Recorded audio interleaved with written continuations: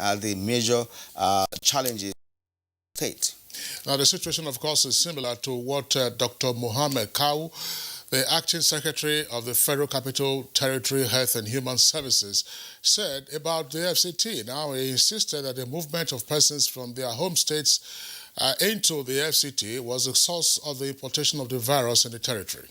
And for Yobe, we had the State Commissioner of Health, Dr. Mohammed Lawan Ghana, who explained that efforts are being intensified to avoid community spread while making adequate use of isolation centers. Now, the manager of the Oyo State Task Force team on COVID-19, Dr. Taiwo Ladipo, drew attention to the expansion and completion of isolation centers in the state. While in Kano, the authorities are insisting on a single passenger for motorcycles and the use of face masks. Dr. Tijani Hussaini, who is coordinator of the Kano State Technical Response Team on the coronavirus pandemic, said that the measures were being obeyed by residents.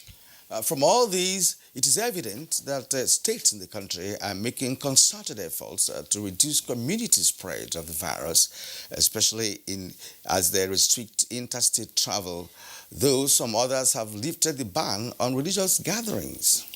Now, chairman of the Presidential Task Force on COVID-19, who is also Secretary of the Government of the Federation, Mr. Boss Mustafa, has informed Nigerians of additional 2 weeks of graduated lockdown, which he says will be used by institutions to plan for the reopening of the economy. We will engage more states today on their plans to combat the virus, lessons learned from other subnationals, national and international efforts, as well as major challenges in the fight to rid their states of the virus. This is our focus on Good Morning Nigeria this Thursday. Thanks for joining us, as always. My name is Kirian Umayo.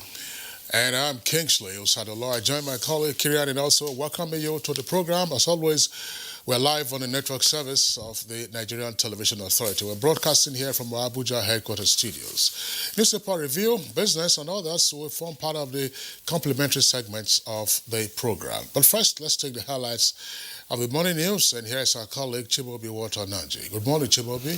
Hello, good morning, Kingsley and Kieran. It's good to see you this morning. Good morning, Nigeria. Here is the morning news. At about midnight of 20th May 2020, the Nigeria Center for Disease Control confirmed 284 new cases of COVID-19 in the country. The breakdown of the figures show that Lagos has 199 new cases, Rivers 26, Oyo 19, FCT and Borno 8 each. Others are Plateau 7, Jigawa 6, Kano 5, Abia 2 and 1 in each of Ekiti, Delta, Kwara and Taraba states. Now, with this development, Nigeria now has a total of 6,677 new cases of COVID-19, out of which 1,840 were discharged, while 200 patients died of the virus. In the meantime, the Federal Executive Council has approved 2.9 billion naira for the provision of water and fire service equipment in the National Oil and Gas Park to be sited in Odukbani, Cross River State. The Minister of State for Petroleum Resources, Timi Silva, announced this while briefing newsmen after the meeting of the Federal Executive Council.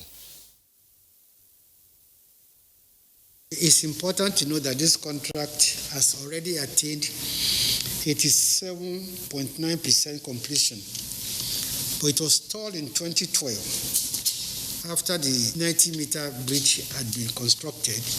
There was huge flooding, which made it impossible for the 2-kilometer approach road to be constructed.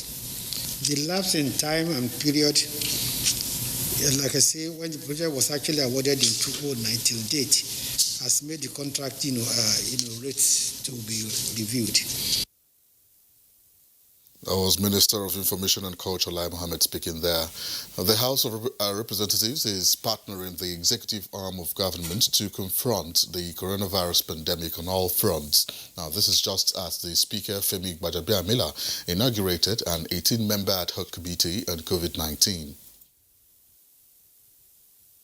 Citizens, doctors, nurses, and all the health workers on the front lines of the fight against COVID-19 in Nigeria receive the full protection that they deserve and the benefits they have so honorably earned.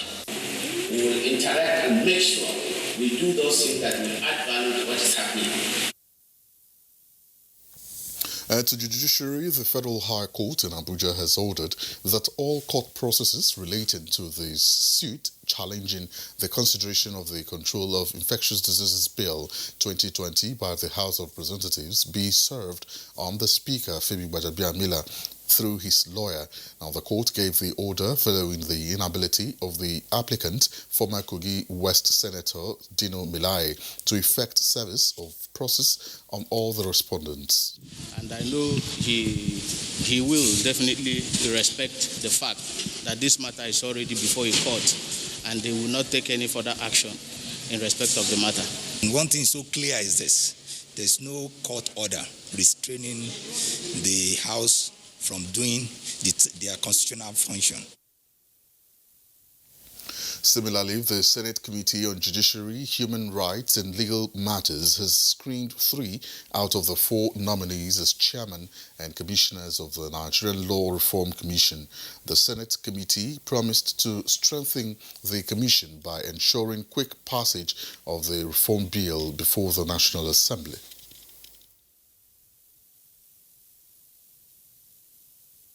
It should be the closest agency or one of the closest in contact with the National Assembly. We always make presentation in the National Assembly. I have been appearing in the National Assembly. Almost all penalty clauses is either 200 naira or 6 months imprisonment. The fine is not realistic in a modern society. Now, it goes along with the act itself. You cannot just go and reform only the fines and leave the act. It has to be a holistic approach. In other stories now, President Muhammadu Buhari has approved the renewal of appointments of executive directors of the Nigerian Television Authority, NTA. In a letter signed by Secretary to the Government of the Federation, Boss Mustafa, President Muhammadu Buhari renewed their appointment as executive directors of the NTA for a second and final term of 3 years. They are Muhammad Labo, Executive Director News; Wale Coker, Executive Director Programs; Steve Moses Okpanachi, Executive Director Engineering; Abdul Hamid Saliu Dembos, Executive Director Marketing; and Dr. Steve Egbo, Executive Director Administration and Training; and Mrs. Fatima Bada, Executive Director Finance. Now, the President has also resuscitated the position of Executive Director Special Duties with the appointment of Malam Lawal Umar Lalu. Malam Lalu retired as Director of Programs in the NTA. The appointments are in accordance with Section 3, Subsection 1 of the Nigerian Television Authority Establishment Act 1977. The appointments take effect from 1st of April 2020. And that concludes the news highlights for now. And Good Morning Nigeria continues with Kingsley and Kieran just after the break. To stay with us. Coronavirus spread is when infected people sneeze and cough. Small droplets of fluid expelled by cough or sneezes are laced with viruses looking for new respiratory tracts to infect. When a sick person sneezes around someone who is healthy, the virus can land in the nose, mouth, or even the eyes, causing an infection. Symptoms can include fever, cough, shortness of breath. Symptoms may appear within 2 to 14 days. Seek medical advice if you develop symptoms and have been in close contact with a person known to have COVID-19, or if you live or have recently been in an area with ongoing spread of COVID-19. This message is brought to you by the Nigerian Television Authority, NTA, Africa's largest television network. In this time of despair, our country, Nigeria, needs us now more than ever. We stand a chance to save our great country, Nigeria. A chance to rise up from this pandemic stronger and better. What will be the gain if we do not learn from other countries and observe the lockdown to stop the further spread of the virus? If we loosen our guards and allow this virus doom our very existence, then what have we gained? This is the call to every Nigerian. to unite as one and stop the spread of this deadly virus. Stay at home and stay safe. Remember, the virus doesn't move unless we move. This message is brought to you by the Nigerian Television Authority, NTA, Africa's largest television network. The number of the COVID-19 cases in Nigeria is increasing daily, with many more tests ongoing. The battle of testing, isolating, treating, and attending to the affected persons rests heavily on the shoulders of our health workers, constantly putting their lives on the line and at risk to contain this virus, save and protect the lives of millions of Nigerians. To these health workers, we at the Nigerian Television Authority, NTA, on behalf of millions of Nigerians, say a big thank you for all that you have done and are doing. To the security agencies enforcing the lockdown and every other frontliner, we say thank you for putting your lives on the line to save ours. There is no amount of words that can quantify our gratitude. Thank you. This message is brought to you by the Nigerian Television Authority, NTA, Africa's largest television network.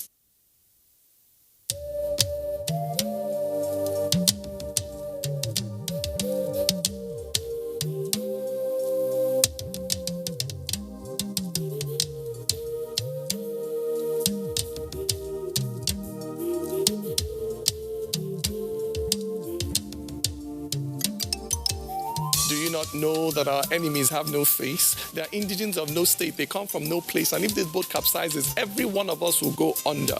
So when the drums sound, let everybody answer. Do not say, I am the Iroko when the forest is burning. Do not say, I am the Obeche when the forest is burning. Our differences will not stop us from perishing together. So when the drums sound, let everybody answer.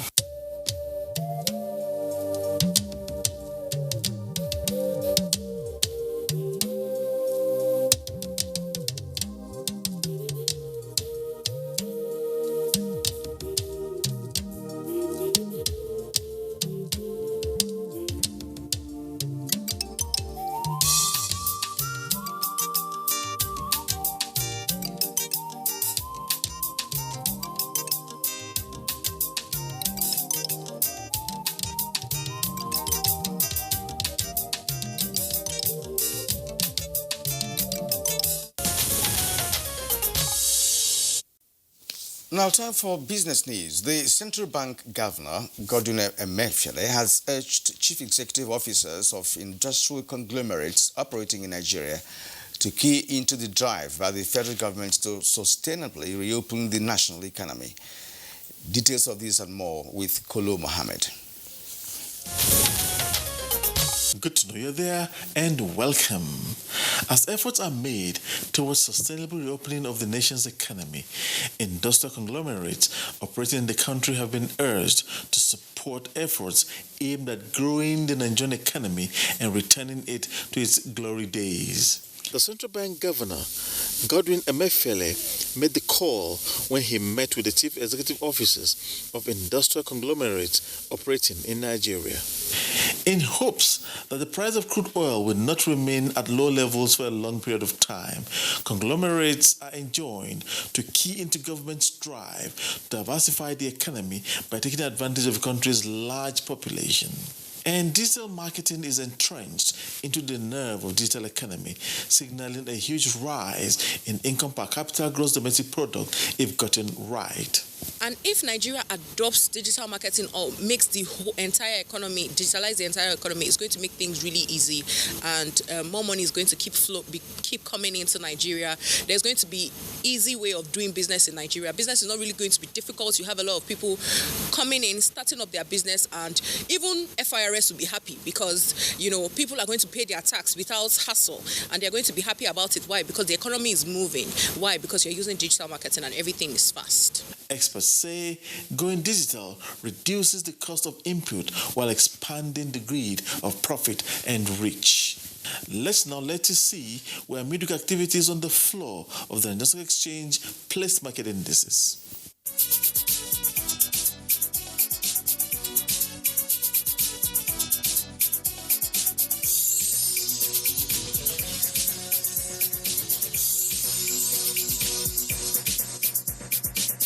am Kolo Muhammad. Do stay safe. Many thanks for having you along. Many thanks, Kolo Muhammad, for the business package. Up next is Newspaper Review.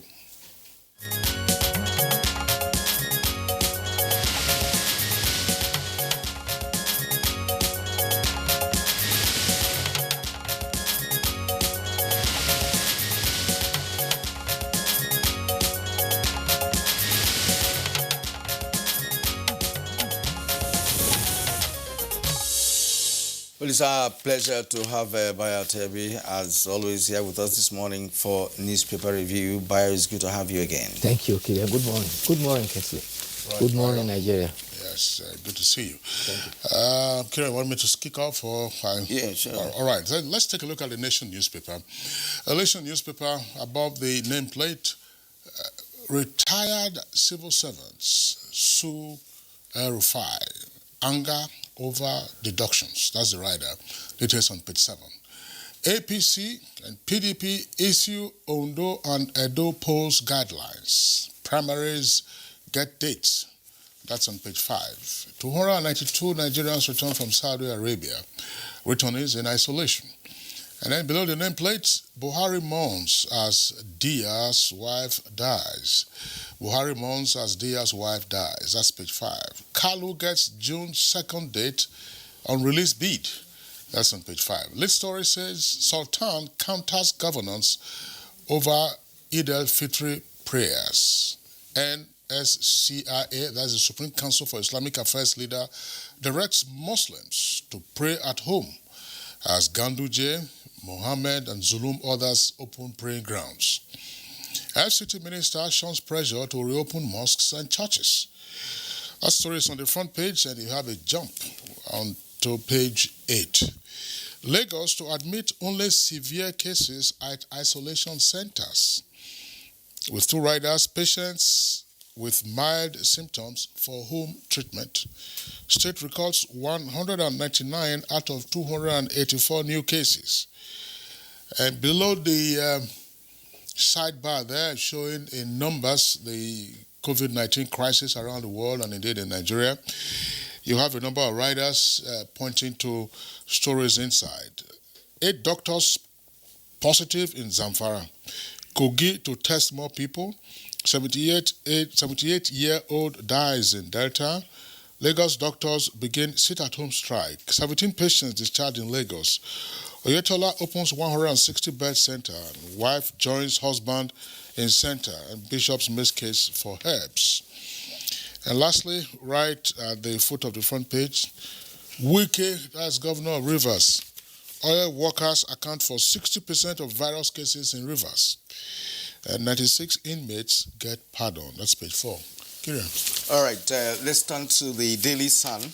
On the right-hand side of the nameplate, to have EFCC alleges resurgence of blackmail smear campaign against Magu. Magu, of course, is the chairman of EFCC. There's a writer to this. He said, chairman warns against fraudsters using COVID-19 for rip-off. It's on page 5. Now, below the nameplate directly, we have Ondo Group by PDP chooses candidate July 22nd and 23rd. The story is fully captured on page 28. Lead story, COVID-19, controversy over Chinese doctors' visa.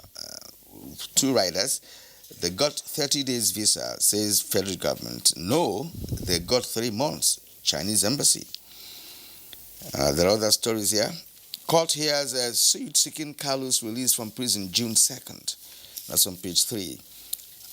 Aba Ugbo land tussle, Supreme Court judgment final, says High Court. These 2 communities are in Anambra State. It's on page 5. Curfew. Lagos doctors begin strike in protest of police harassment. Abuja doctors kick over molestation. It's on page 26. Now Khan urges federal government to restructure security and relax lockdown. It's on page 6.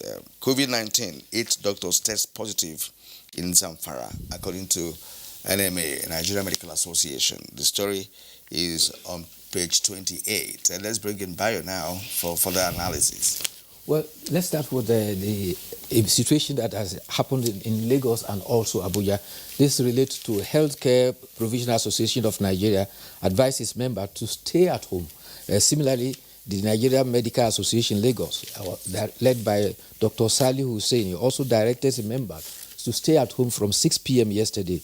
It says members were not allowed to move around by the police. Health workers in ambulance with a patient were even impounded in Lagos. And therefore, the chairman of the NBA in Lagos says that they should stay at home until the government and the police authorities clarify the situation about essential workers and how they move. Governor Babajide Sanwo-Olu has already intervened in Lagos to save the situation. But meanwhile, the force headquarters, public relations Deputy Commissioner Frakumba, has straightened the confusion that came from the directive. He says all essential workers, including medical personnel, firefighters, ambulance services, journalists, and etc., are exempt from the restriction of movement associated with movement, as well as the partial lockdown and the national curfew. The Inspector General of Police had directed that zonal AIGs and Commissioner of Police should not exempt anybody from the ban. So that should put the confusion in straight side, and then medical workers who were protesting should now go back to their work. Talking about COVID-19 now, yesterday we had 284 cases from 13 states. Our national total now is 6,677. We unfortunately again lost 8 of our compatriots.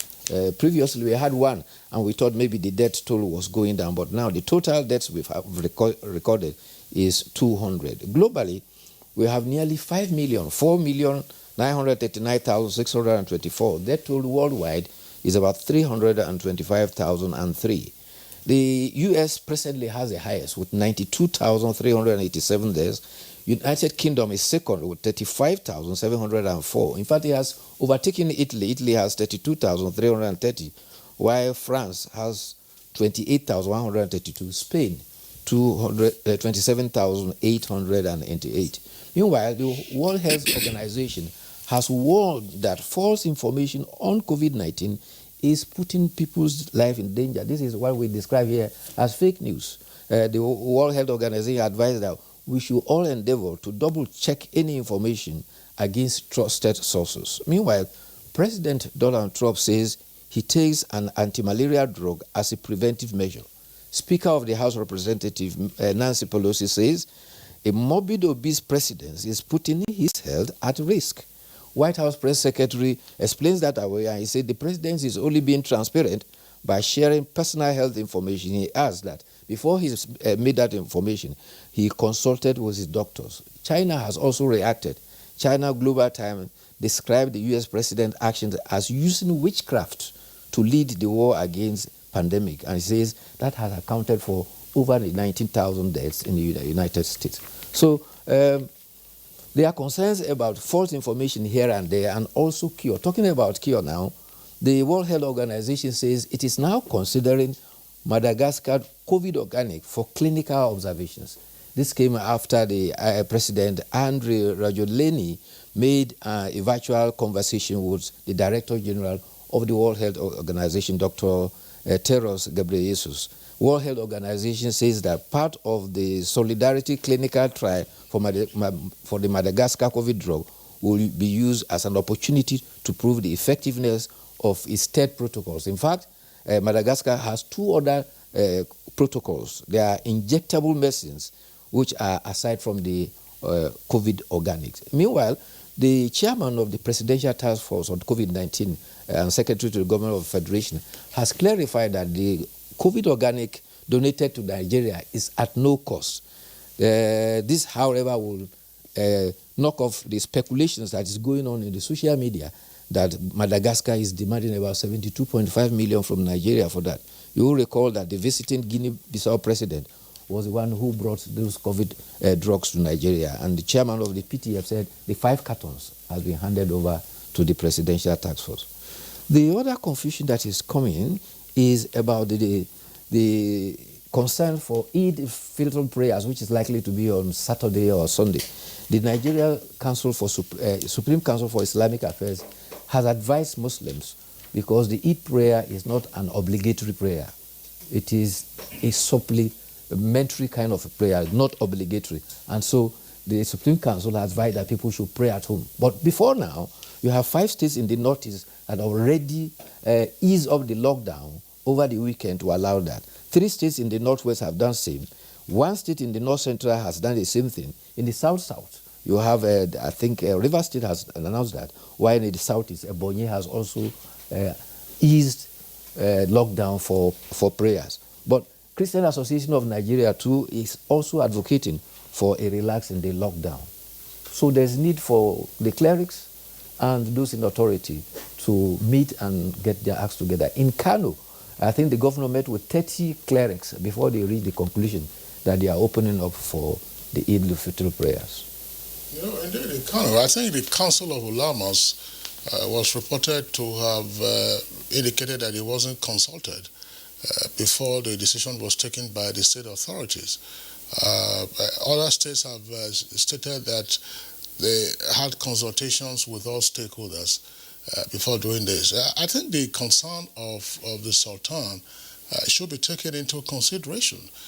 We have seen the effect of community transmission arising from non-observance of social distancing, and the fact that when you have persons congregating in large numbers and you're not being sure of who has what, the risk of higher transmission could be manifest. And yes, it's a significant aspect of religious observance at the end of Ramadan to supplicate to the Almighty in congregation and so on and so forth. But these are very unusual times.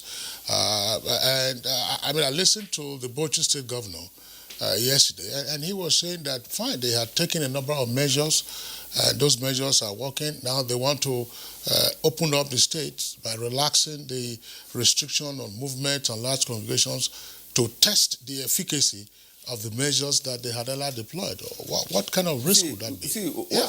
When you are testing the efficacy of what has done, look, this thing is climbing. I mean, we don't have to deceive ourselves, or live in denial, the fact that coronavirus is rampaging in all these states. The records are there. The point is, there's need to relax lockdown, no doubt. That's what's happening globally. Yes, but then the handling of the relaxing is going to be the issue. The moment you gather, you spread. There are no two words about it. If you start gathering, you start spreading. It's as simple as that. So I think it is a big dilemma. Already, some clerics were even arguing that why open markets and then still keep churches and mosques locked down? Because if you look at the terms of gathering and crowd, one is bigger than the other. But the circumstances are different because people need to go to the market to get a source to buy means of livelihood when you have locked them down in home for a long time. And I think a lot of consultations need to be done to reach what is best for general public good. Absolutely. Kira, just before you take the editorial, there's a second lead story on the front page of the Nation newspaper. And it says, Lagos to admit only severe cases at isolation centers and patients with mild symptoms for home treatment. Now, yesterday when we were reviewing the papers, there was a report quoting the Honorable Minister of Health, Dr. Usagi Hanire, that in the number of fatalities arising from COVID-19, that those figures were the result of persons who were refused or declined to go to isolation centers in order for them to get proper treatment, and they were receiving treatment at home.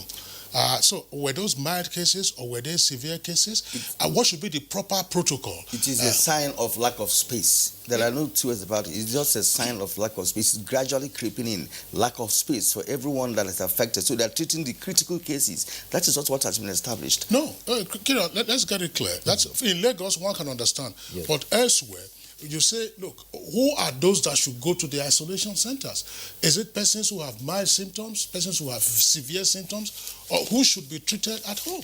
And when some persons are being treated at home, you say they are undergoing self-medication, XYZ. So what should be the established protocol so that if a positive case is identified, the person knows how to follow through? I think it's a combination of the two. At the initial stage, when there were challenges for bed space, once you test positive, you self-isolate at home, and you have people who visit you to ensure that a protocol that you are giving is monitored.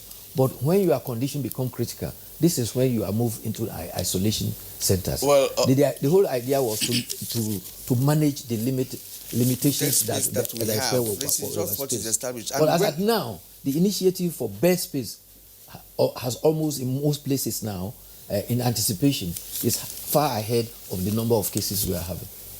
All right. At this point, we'd like to thank you, Bayo, for being part of our show as usual. I hope to see you again tomorrow. All right. Thank you. All right. So watching Good Morning Nigeria. We take a short break now. When we come back, the program continues. The coronavirus, also known as COVID-19, is spreading at an alarming rate all over the globe, including Nigeria. With the number of infected persons in Nigeria increasing daily, prevention is better than cure. Coronavirus has no cure. The virus spreads from one person who affects two persons, and by the time the affected person is isolated, the two persons have affected four, and it keeps spreading. You must take preventive measures to save yourself and that of the people around you. Always wash your hands with soap and water. Put distance between yourself and others. Whenever you cough or sneeze, cover your mouth. Clean and disinfect surfaces. Stay at home if you're sick and contact the proper authorities. Together, we can cut down the spread of the coronavirus. This message is brought to you by the Nigerian Television Authority, NTA, Africa's largest TV network.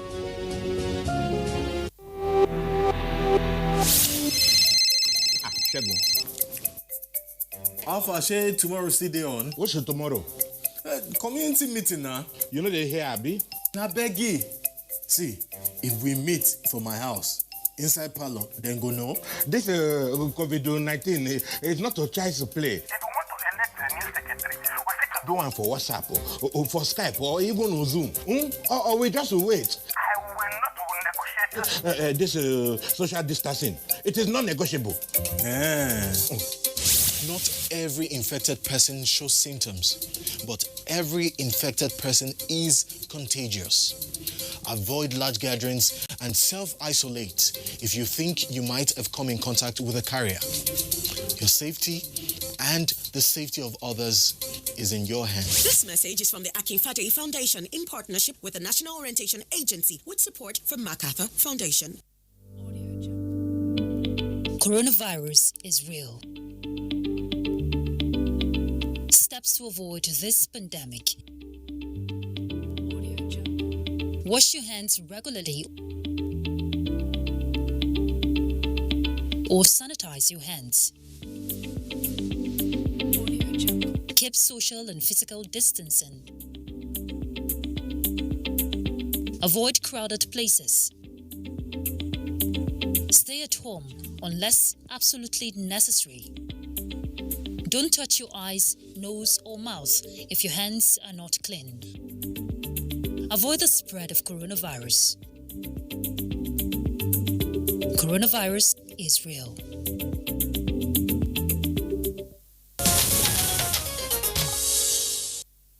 Well, you're watching Good Morning Nigeria on the network service of the NT, and today we are taking a look at a situation report from different states. And to usher us into the conversation this morning, let's take an excerpt from last week's conversation as put together by Victor Azu.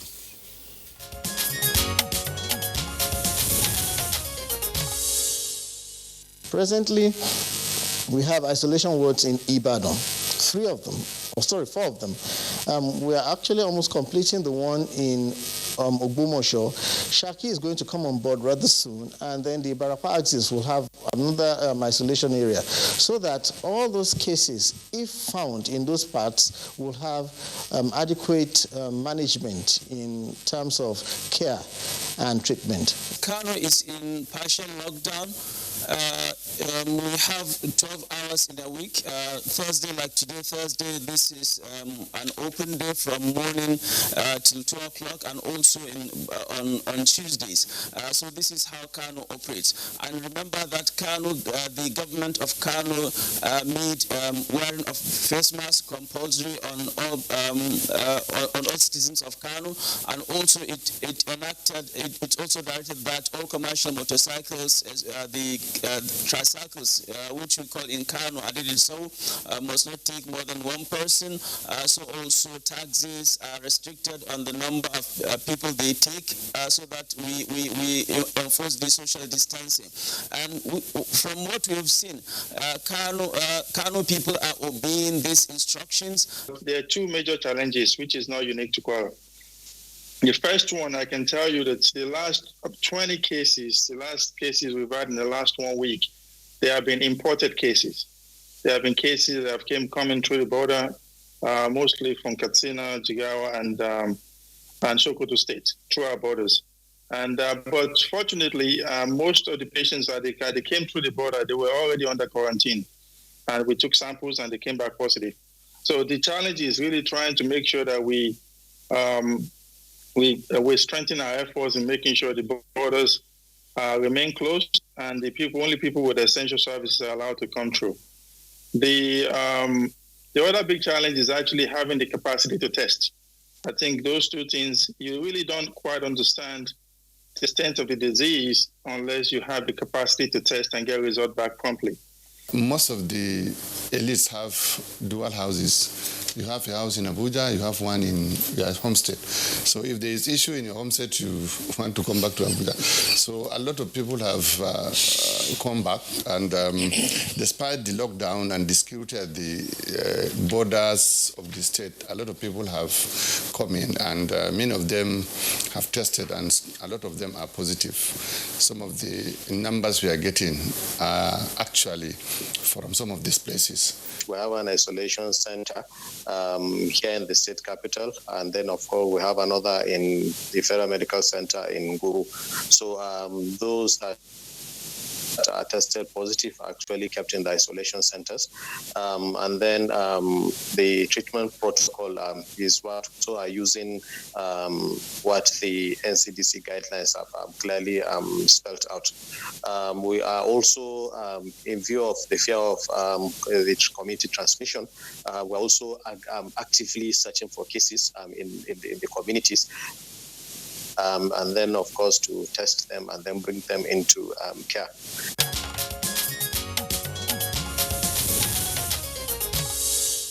Many thanks, Victor Azo, for the excerpts from last week's conversation in terms of situational reports from the states. Today, as we indicated, we already have a number of guests with us.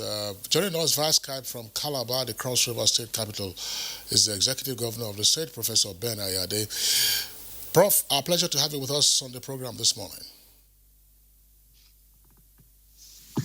Good morning. And also joining us via Skype from Ekiti State is the Special Advisor on Development Partnership and Sustainable Goals, and also Secretary to the Ekiti State COVID-19 Committee. That's Margaret Fagboyo. Ms. Fagboyo, a pleasure to have you with us on the program. Good morning. Thanks for having me. And also joining our conversation this morning from our Enugu Network Center is the State's Commissioner for Information, Nnayelugu Chidi Aro. Chidi, it's good to have you on this program today. Good morning, Kira. It's my pleasure being here. In our studio here, of course, we have the Acting Secretary of FCT Health and Human Services the Secretariat, Dr. Kawo Mohammed. Dr. Mohammed, you're welcome. Morning. Thank you for having me. All right. I guess once again, our pleasure to have you with us on the program. Let's begin with the Governor of Cross River State, Professor Ben Ayade.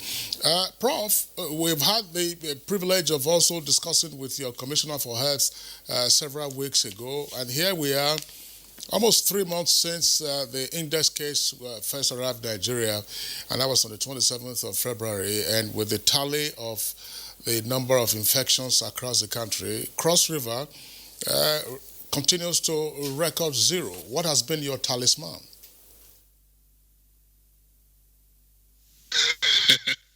Actually, not talisman. It's a technical and strategic action plan that was taken manner. We actually started action in Nigeria. We closed our borders quite early. We introduced the use of face masks quite early. And so we're so fast and far ahead of the virus that at all times we're totally ahead. And that explains it. And more so that I understand the etiology properly of the virus, so I understand what to do.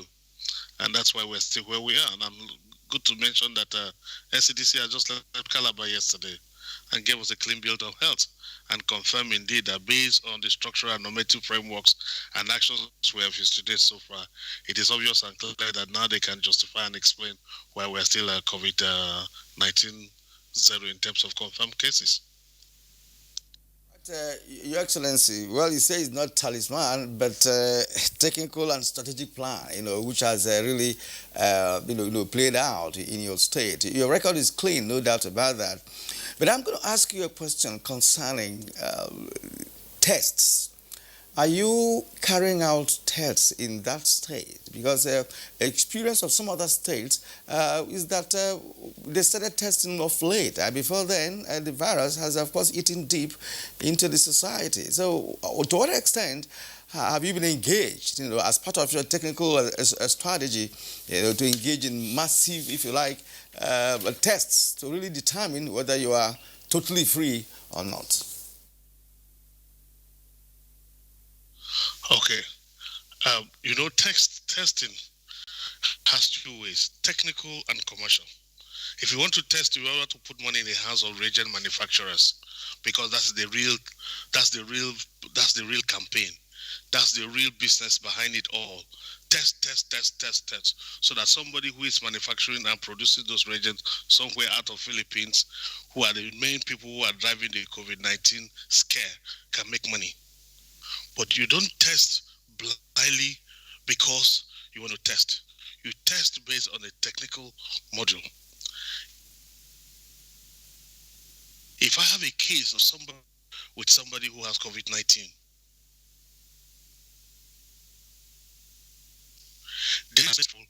and use the test case. Where we don't have a situation of people with direct contact because we have no case in crossover because our borders are locked very early, we only wait until people who fall into the criteria for testing that we take their samples. And to this point in time, we have sent as many samples as we have found relevant to the criteria. And those who have not met the criteria, and I can see NCDC is lowering the standards and lowering the so if somebody has fever now, you are supposed to test. If the person has headache now, you are supposed to test. So at the point, you just start testing and testing. Also, we have been doing our testing, and they can bear witness that we have sent as many samples as we give you the other side of it. What's the relationship between the test and the reality? Speaking as a professor of science, they don't relate. The test method being employed today is a presumptive test, and that test only gives you a figment of an idea that there's a possibility. But you need to move beyond that to a confirmed test. It's a test that will follow the Koch postulate. Until that is done, describing positive test on somebody. The coronavirus is a novel virus because its primers are not known, because you need to know its gene sequencing to be able to produce a primer.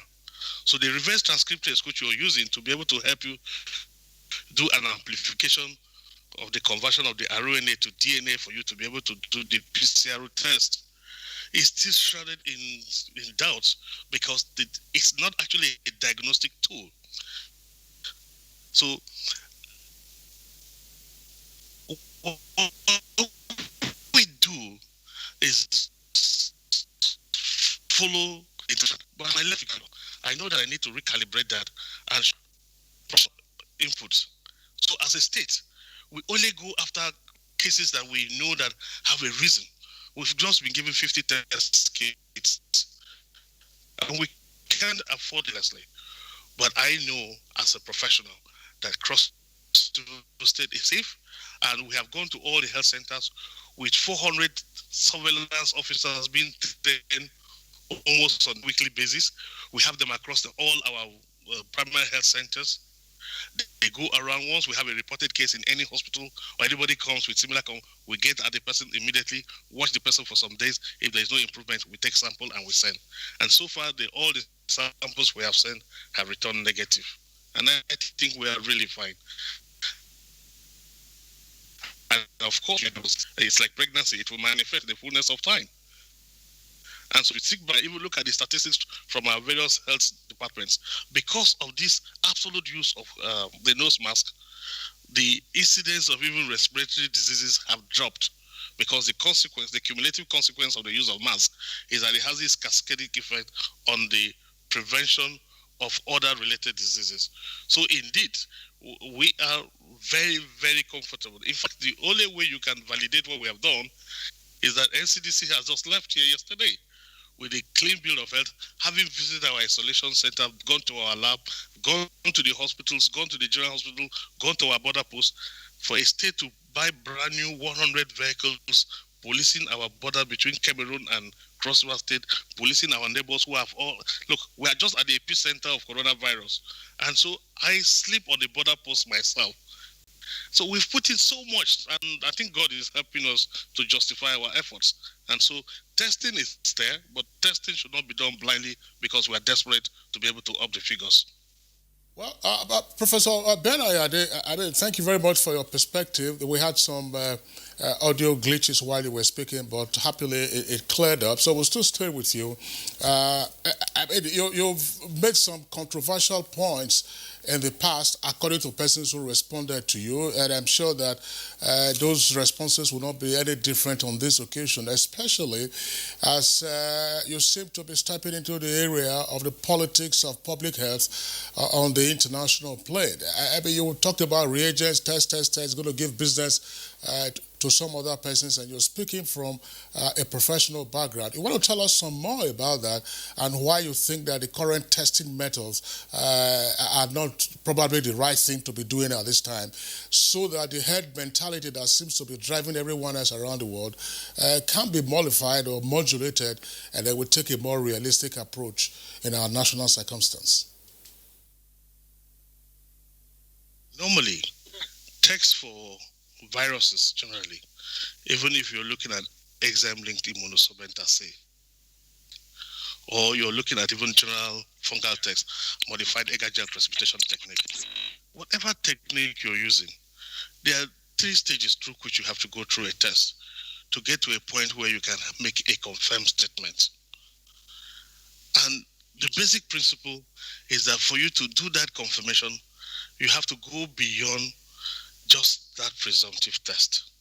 And one way to do it is that for you to establish that this man is down, and he's down because of coronavirus, he's down in particular because of coronavirus, you must be able to establish that the source of the disease is occasioned by that organism, by first isolating that organism, that virus, and using that virus and reinfect a healthy host cell.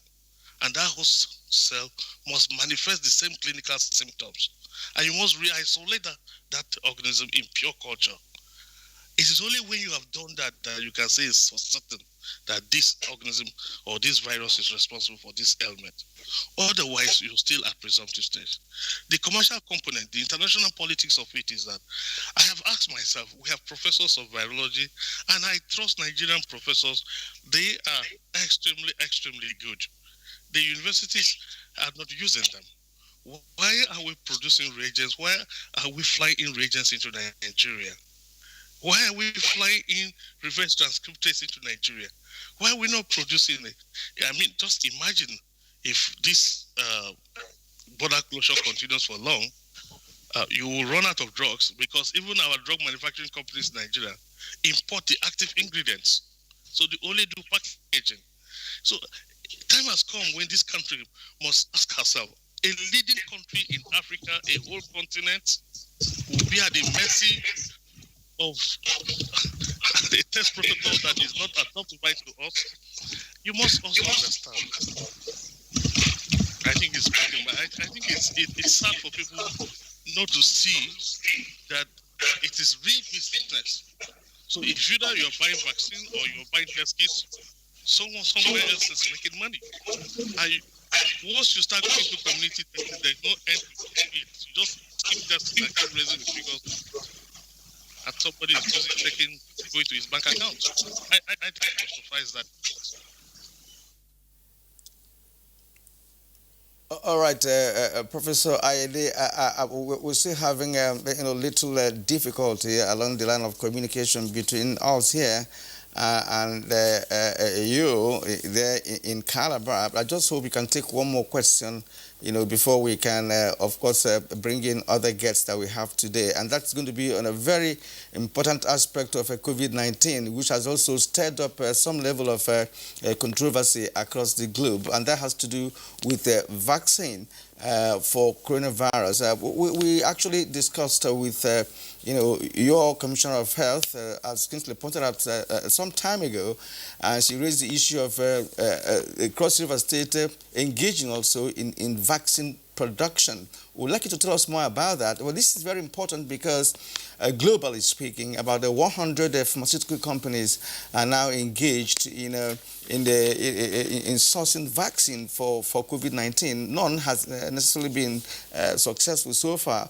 But if you are engaged in that, to what extent has that gone? And is it a possibility that you can really husband the production of vaccine for COVID-19?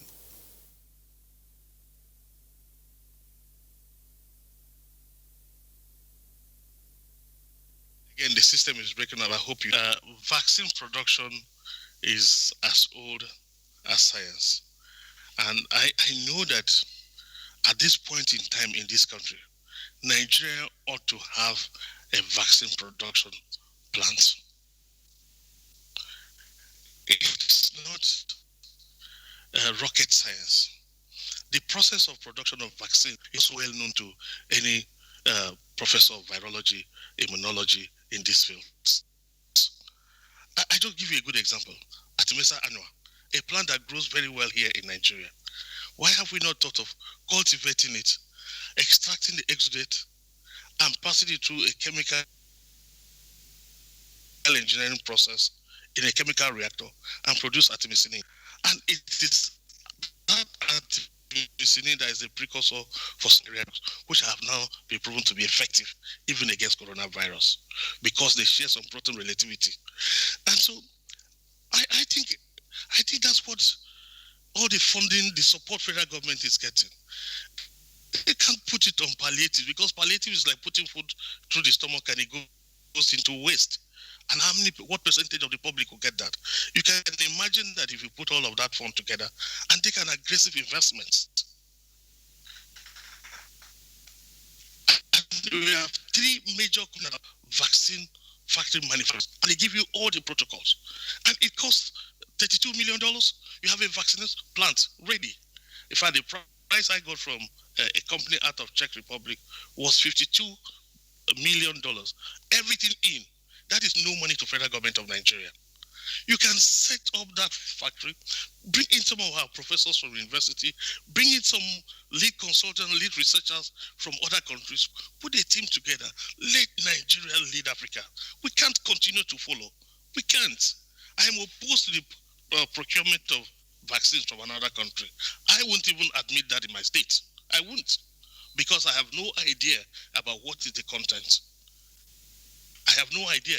So if I have to use that vaccine, I have to subject it through the Fourier Transform Dictionary to actually do a full specification of every single component therein. Because the theory of artificial intelligence coming in is not something you can dismiss with a wave of the left hand. I feel concerned that when international scholars raise concern about the population of Africa, in fact, don't push me to tell you that if you know how much I know, I think we will change our strategy completely. We will change that. We must know that Nigeria leads Africa. And if Nigeria chooses to lead from the rear, by waiting and seeing what the white man is doing and following. We don't have the same climate. We don't have the same situation. We are from a very malaria endemic zone where our body systems in the course of time have already developed some natural immune systems against coronavirus and those related viruses. And so the spread is contrary to what they think. Between you and I, as we speak, atmospheric temperature will be down to 32 degrees centigrade. The coronavirus won't survive beyond 18 to 20 degrees centigrade. It's a sacrifice. And so while they were expecting the kind of deaths they're expecting, it doesn't work in our situation. So we need to sit down and adopt and customize a protocol that reflects our peculiar needs. Until we do so, we'll simply just be copying what they are doing, which may not be a true solution to our circumstance. I think a vaccine plant has become very imperative for the federal government. You must do that. And Cross River State can give the lead. I can be the lead researcher.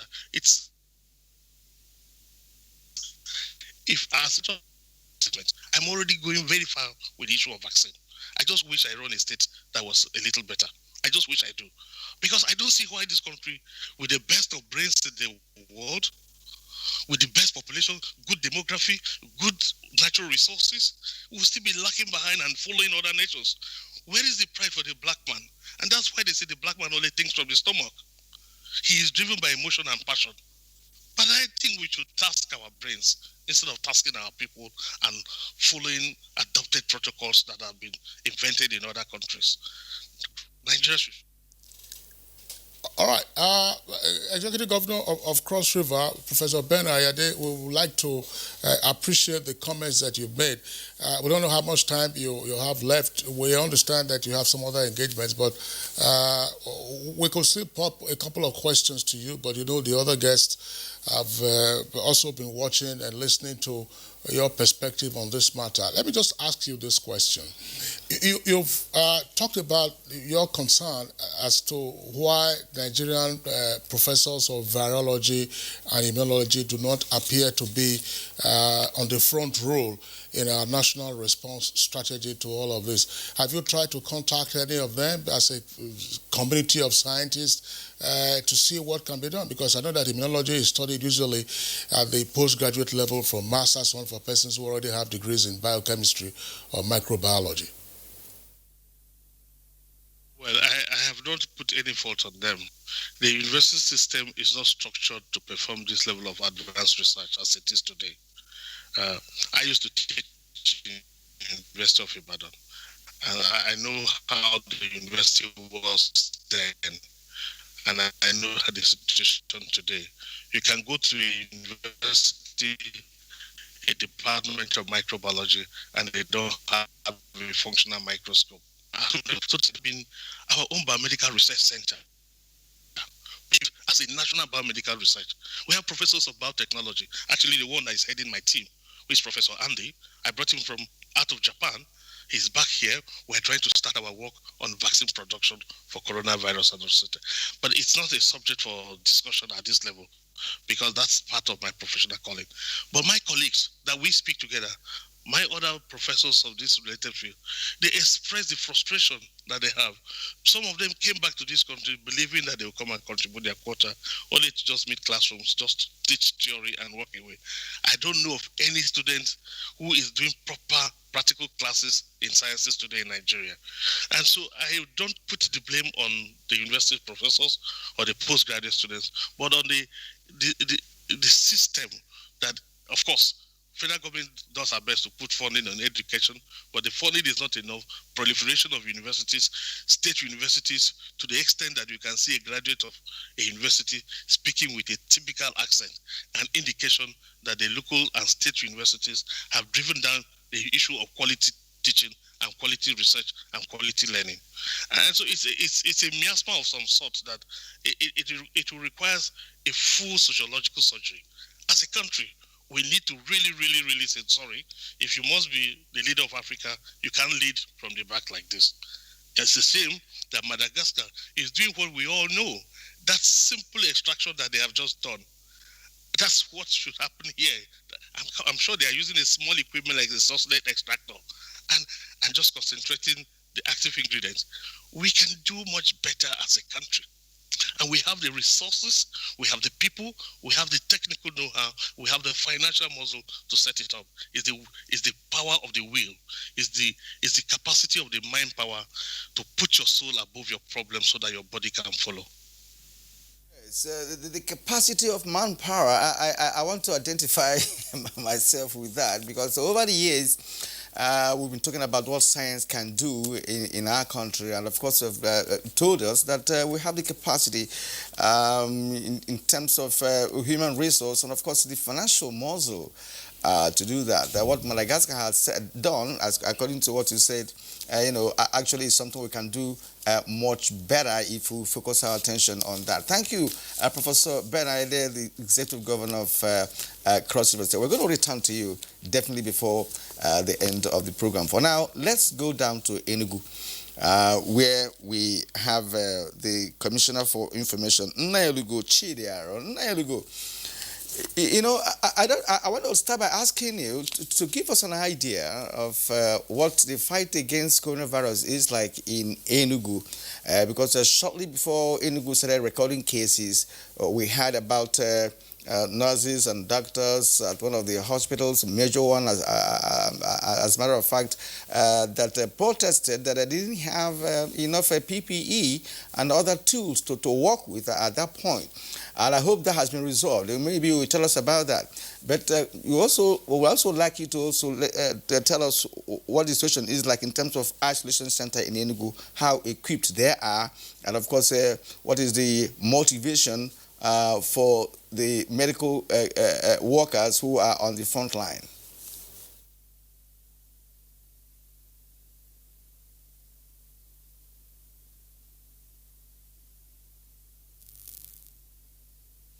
Thank you, Kirian. I'm glad to be with you this morning, and surprisingly, I also need to tell you that I'm glad to tell you that some of the perception which you're running through initially, it's not the reality. First, Enugu, by the grace of God, under the leadership of the governor who is providing round-the-clock 24-hour leadership in this fight, is doing very, very well. I start first with the basis of what you complained about our nurses and our doctors. Well, those were isolated incidents that happened early. And it didn't have to do with the state's preparedness. It actually had to do with some little political, problem amongst the staff in one of our major hospitals. That was immediately resolved. I can tell you that as far as Enugu is concerned, Enugu's preparedness is at its best. Now let's take the isolation centers. His Excellency the Governor directed immediately we got into this global pandemic that we establish an isolation center. On the advice of our medical professionals, we moved that isolation center from Kolari to Parkland so that it can have access to all the medical facilities that teaching hospital provides. But calculating that things could get out of hand, His Excellency immediately established another isolation center in Osoka and then converted our diagnostic center to a 200-bedded isolation center here in Enugu. Right now, the 3 isolation centers are fully functional. And I can tell you, amongst the cases Enugu has today, 2 are being treated in Nsukka. Because the Nsukka Isolation Center was created to take care of people who could have these problems around that area. And that preparation is working fully for us now. So we have people working there. We have the other 2 isolation centers fully functional. I'm not saying that these centers are just functional. They are fully equipped with all it takes for the centers to work well. This includes the provision of PPEs for all our medical staff. Of course, thanks to Kakovid, who came to support our effort after we had established a 100-bedded capacity isolation center, the diagnostic center. Kakovid came in to help to upgrade the place to 200-bed capacity. But before they came, the essential things were there.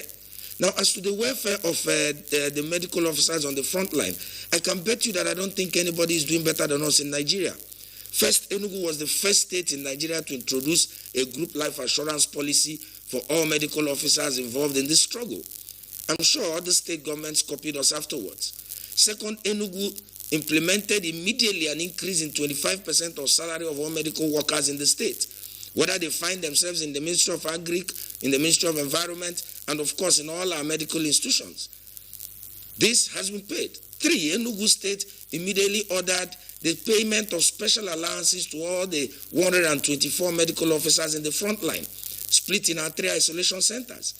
And they've been receiving allowances ranging from 75,000 to the lowest, about 20,000 naira every week. This staff include drivers of ambulances, include security men, include cleaners in these isolation centers. And of course, you can see the result. Enugu as of today has a total of 16 positive cases. We have 10 active. 6 has been successfully treated and discharged by the grace of God. This speaks a lot about the capacity of Enugu to deal with these situations. You will recall that even in preparation earlier than COVID started hitting us hard around the whole nation, that His Excellency the Governor had released a sum of 330 million naira to give capacity immediately to the multi-sectoral committee to prepare for this. In this direction, the multi-sectoral committee acquired new ambulances, did small infrastructural work on the new isolation center, started a massive sensitization, purchased massively personal protective equipment, which includes face masks, hand gloves, PPEs for the body, and all the decontaminating agents we need, the sanitizers and other chemical agents that are used to decontaminate the places. His Excellency didn't stop at that. He immediately directed much more effort in sensitization and released the sum of 22.8 million naira, which was released to all the 456 autonomous communities in the state to hire town criers, and sensitization got on the places. He didn't stop on that. He has continued to do positive engagement with leaders of the state. Of course, we did everything to shut the borders. It is clear to everybody in the country that there's a national problem about border closures. And that is why Enugu has all its cases imported. But His Excellency has provided routine leadership, visits one of the borders in the minimum every day, stays out every night to ensure that the curfew is enforced.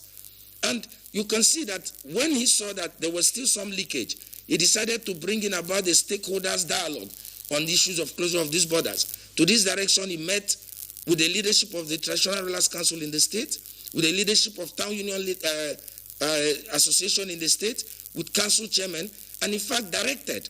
Right now, council chairmen in border areas are living at the border. I can tell you that. Go to Oji River, go to Udenu, go to Ibueze North. In fact, this morning, as part of our monitoring strategy, I've been on phone contact with the chairman of Udenu local government. I've been on phone contact with the chairman of Ibueze North local government, and they all slept in their borders. Because His Excellency has made it clear that they need to understand the importance of this. Not just withstanding that, His Excellency has also been relating and engaging very closely with his brother governors in Benue, in Ebonyi, in Anambra, to ensure that their collaborative efforts keep these places safe.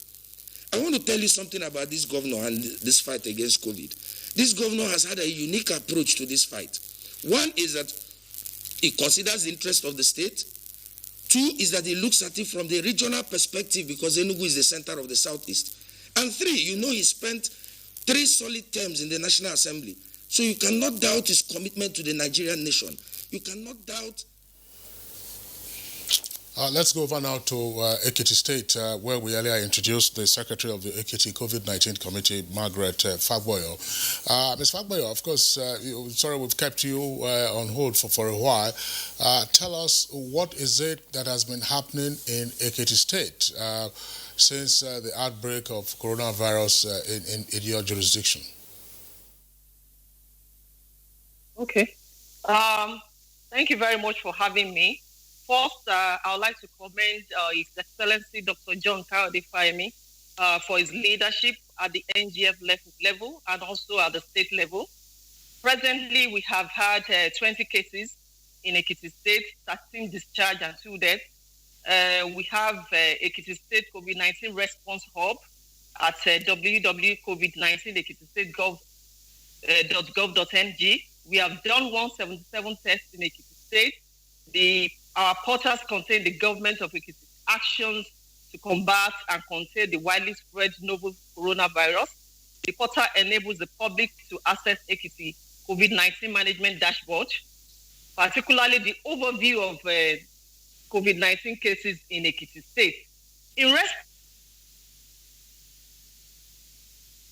under the leadership of our governor, swiftly put in place these resources and structures in collaboration with the Federal Ministry of Health and Nigeria Center for Disease Control, the NCDC, to ensure proactiveness and consistency throughout the response to the health emergency.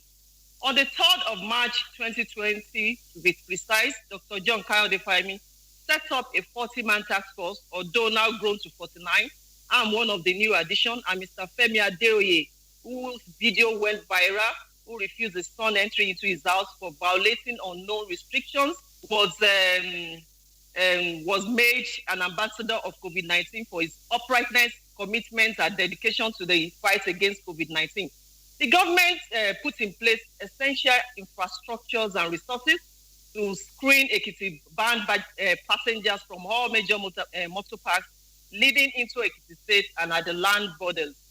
Well, the 49 task force on coronavirus, constituted by Governor Kayode Fayemi, is working closely with the leadership of the Road Transport Network, the NURT, to maintain passengers' manifest for fast traceability if the need arise. And also to note that the task force took the prevention awareness campaign to churches and markets in Ekiti to sensitize people on the pandemic just before the lockdown. Our first index case of COVID-19 was on the 18th of March. Our communication team, led by the Commissioner for Information, Are Olumilua, and the Special Advisor on Communication, have activated massive, public awareness on all radio and TV stations in local languages so that our people understand what we're talking about. And in line with the National Center for Disease Control Directive, we have designated an isolation center in the state for quarantine and treatment at Obade Igbe General Hospital. We are affiliated to a network of NCDC testing lab for fast evaluations of samples. And the government of Ekiti also reactivated its response and surveillance team for the prevention of the deadly viral infection. The epidemic surveillance officers have swung into action by moving into rural communities for coordinated patrol and extensive sensitization. Also, a 24 emergency operation center was set up to coordinate its response to the virus.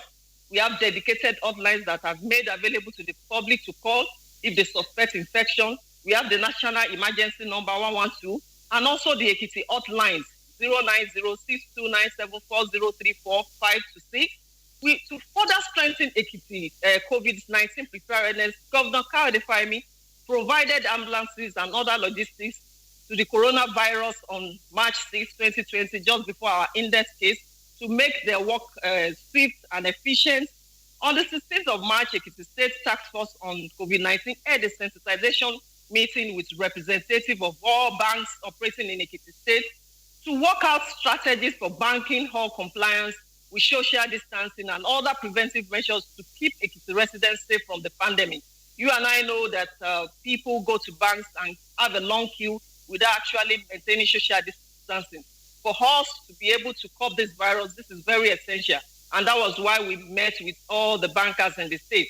The governor also announced its lockdown measures, placing curfew and restrictions on movement, and the distribution of food palliative commenced immediately the government announced the lockdown, distributing food items to people in Ekiti State to cushion the effect of the pandemic. And on the 3rd April, the governor nominated prominent Ekiti sons and daughters into a committee called the Response Resource Mobilization Committee. Their terms of reference is to mobilize resources for the state to fight COVID-19. As you know, government cannot do it alone.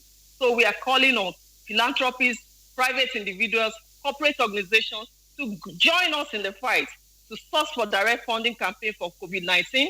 They also identify and solicit for effective funding channels, sources, and also to maintain duties consistent with their posts. Membership of distinguished Ekiti sons and daughters was drawn from various backgrounds of women endeavors with extensive experience and expertise. And they have like 6 committees. We have the Central Working Committee, we have the Medical, Logistic and Project Nomination Committee, and that is the committee that just procured the molecular laboratory and embarking on hospital upgrade projects and training of our health workers, and putting health insurance in place for 500 frontline workers.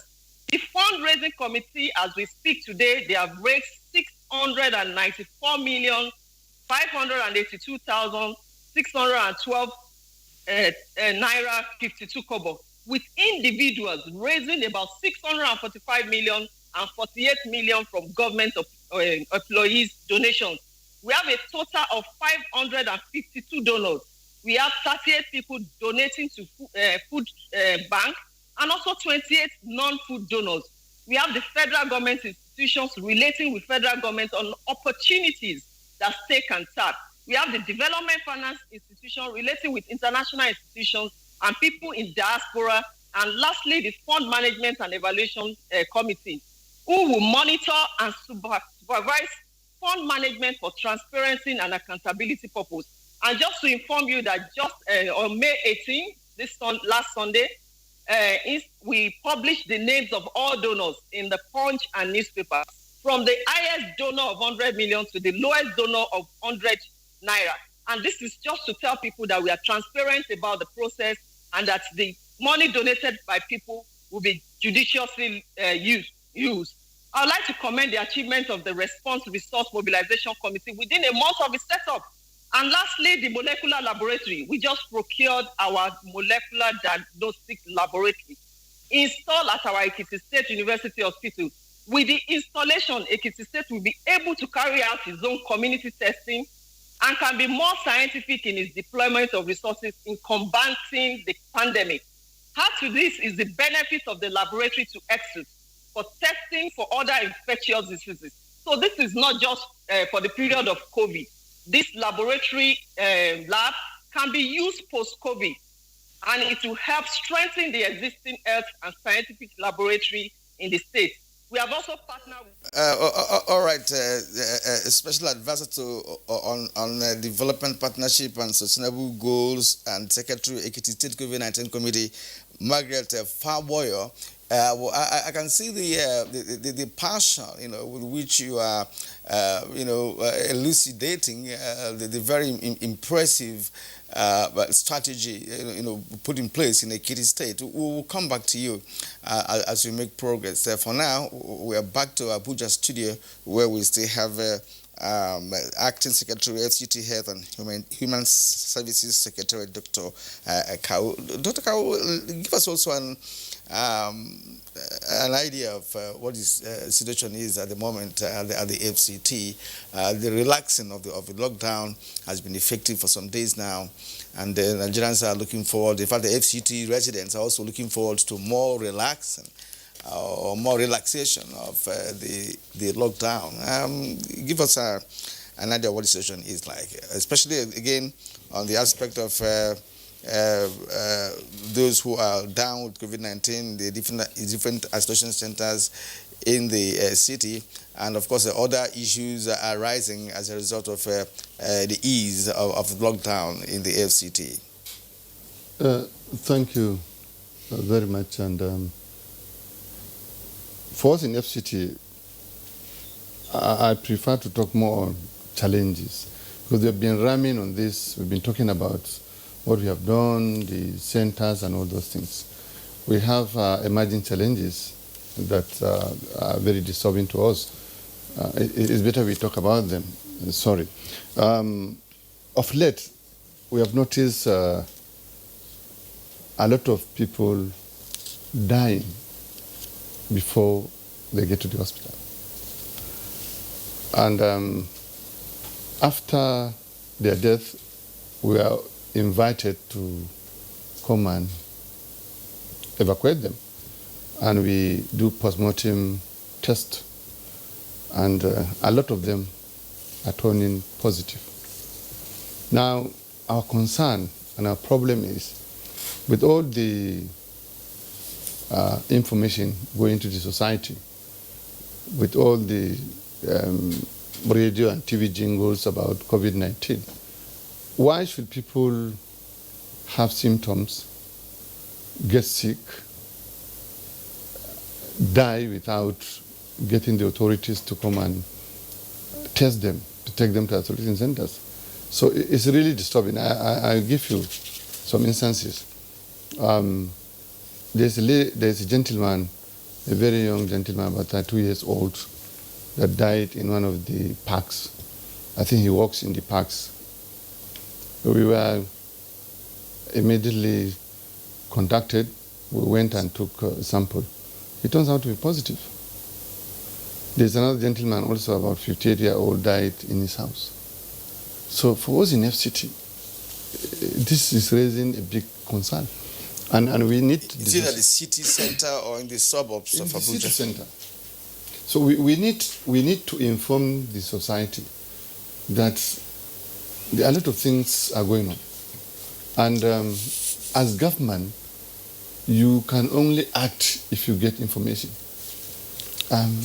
We are intensifying care surge in the communities. We are going to the facilities, both secondary and tertiary and primary, to station our people to test people that have signs and symptoms of COVID-19. But people living in their houses, in their places of abode, is posing a big challenge to us. I was just wondering, Dr. Kao, I mean, we've had you on Good Morning Nigeria for several editions now while we're taking state reviews. I'd just like you to clarify this. Before COVID-19, there were cases of sudden death. People just dying. And then, of course, the autopsy will confirm the cause of death. Why, therefore, would it not be a surprise that people are still just dying? Surprised because a lot of them, you test them, they are positive for COVID-19. If you test them and they are not, there's a nurse that died in Musa Hospital. When we tested, it was negative. So it was not, it's the normal sudden death that may be cardiac problem or other problems. But when you test them, and a lot of them are turning to be COVID-19 positive patients, that is when the concern, is raising. Coupled with the fact that we have a lot of infected cases that do not still believe that this is real. Yesterday, somebody asked me in one of the programs that, is this COVID-19 real? And that's a young man who sent in a WhatsApp question to the presenter, that they should ask the doctor that, is this COVID-19 real? So if at this stage, people are still asking if these things are real, people are tested and they are positive, they don't want to present themselves for treatment, it's raising some serious concern to us. When you say present yourself for treatment, I mean, part of what experts have said on Good Morning Nigeria, and incidentally, Kirian and I have been on those programs, there appears to be sometimes a very thin line between ailments that we knew previously. Is anybody being diagnosed of pneumonia these days? Because some people will tell you, even in advanced countries, Russia is battling with that, to say that what is diagnosed as pneumonia is actually COVID-19. And then there's always that issue of persons with underlying ailments. How do you manage those underlying ailments in an isolation center? And what kind of treatment do you get, assuming you're not in an isolation center and the person has just a mild symptom of COVID-19, but in the meantime, the person has those underlying ailments. So it's still, I'm not of course, I couldn't possibly be a corona skeptic. We understand that it is real. But for some of these other issues, how do you clarify this for the benefit of the public? See, it's very easy.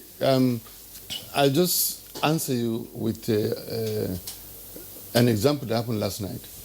We were called to come to Barcelona Hotel, one of the gentlemen that came back from the UK also that are being quarantined there, an asthmatic patient that needed attention.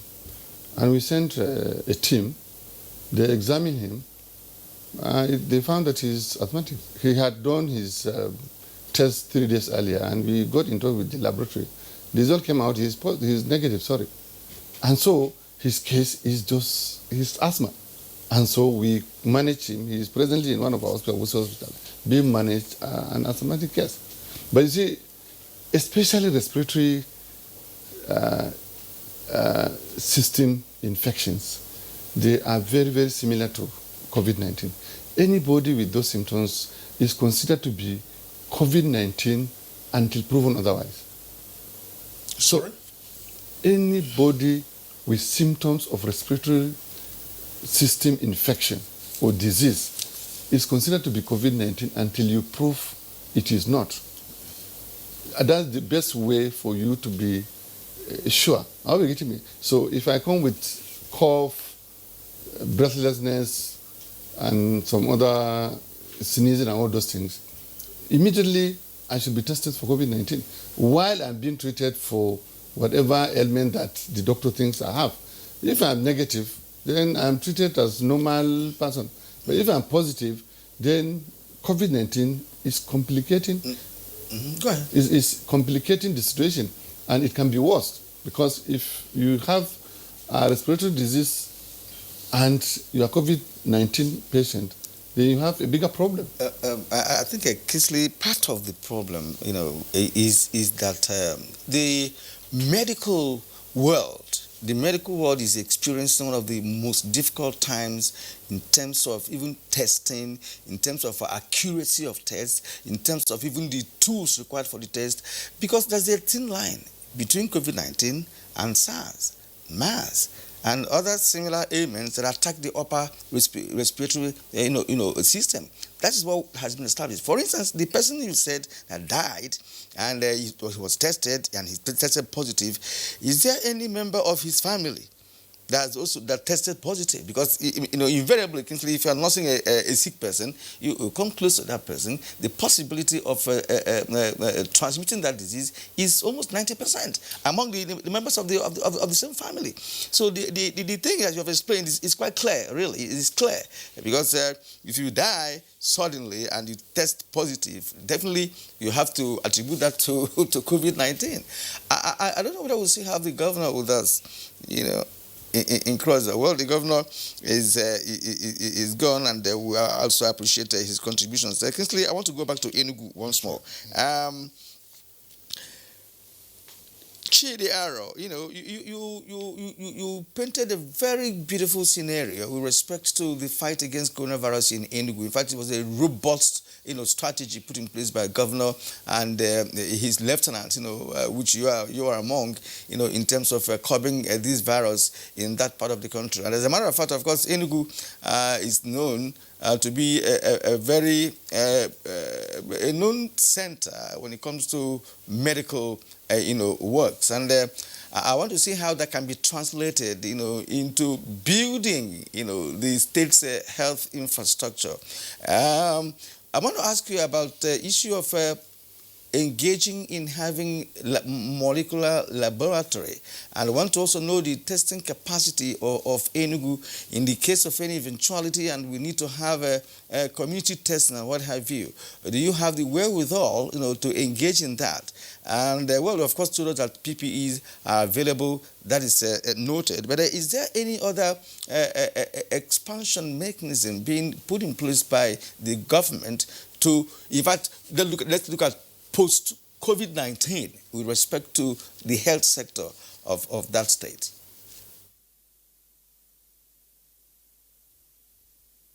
Okay, thank you, Kirian. First, let me start from where you stopped, which is our capacity for expansion. It will be glad to inform you that right now, construction work is at top gear to build the first ever infectious disease hospital of specialist care in the whole Southeast. That job is almost 50% done, and every day it is going on. So Enugu is soon going to have the first infectious disease specialist hospital in Enugu, located at the Kolari, former site of the Kolari Hospital.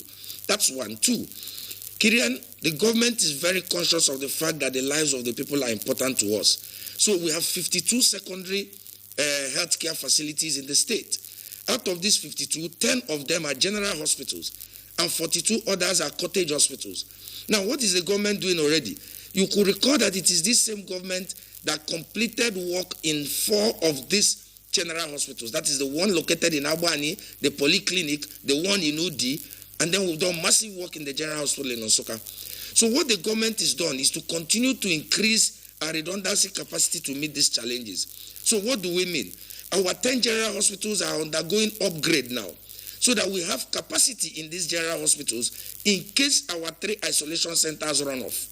So if we move from there, But we also understand that community transmission could be possible, and then people are endangered in various areas. So we've activated effective training and surveillance work in all our 52 secondary medical health care centers.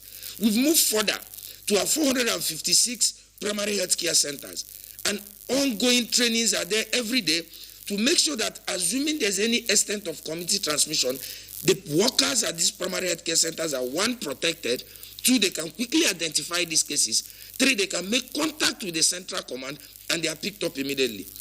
And this has been tried. In fact, the last two cases we had, which involved a woman who came back with her husband's corpse, despite all the border lock, in less than 1 hour after the test came positive, she was picked up from her village and sent to her isolation center. So in all this, we are doing that. The Executive Council met last week, and in order to continue to improve these capacities, the Executive Council awarded a contract for improvement of solar facilities in 100 of these medical facilities we have in the state. They didn't stop at that. The Executive Council tied the provision of water as an essential struggle in the fight against COVID-19. In that same Executive Council, the Executive Council awarded contract for immediate provision of erosion control works at our twin pipe center that brings our water from Ajali and Uji water corporations to Enugu. This is to ensure that we do not lose provision of water at all points in time. That's okay on that part. In terms of provision of PPE and other medical equipment, for instance, in our major teaching hospital, there's a standing instruction from His Excellency that PPEs are replaced in every fortnight. Whether they are finished or not, they are replaced in every fortnight.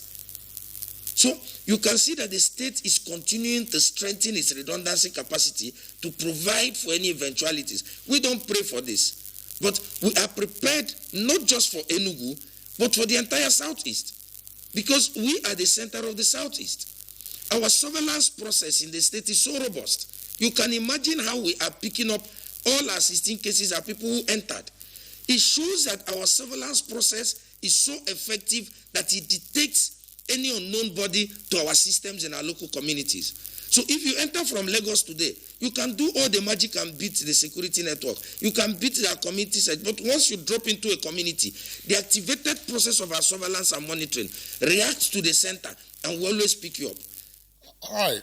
Honorable Commissioner for Information, Enugu State, thank you very much. I mean, you paint such a glowing picture of the situation in Enugu that indeed I believe other states will have a lot to learn from you. And presumably, on the basis of what you have said, Enugu doesn't have any challenges at all. So once again, we congratulate you on that. But assuming you have challenges, you probably will let us know about those challenges. And more particularly, all the things that the government has been doing, you must have a deep pocket. So anyhow, we'll come back to you later on in the course of the conversation. Let's take a short break now. There is a lot of fake news and report circulating, especially on social media, on the coronavirus. Do not believe or partake in the spread of these fake reports. If it is not on the official website or news from the Nigerian Center for Disease Control, NCDC, disregard such report. Only together can we beat this virus. Only together can we overcome this pandemic. Follow the instructions and guidelines provided to combat this virus.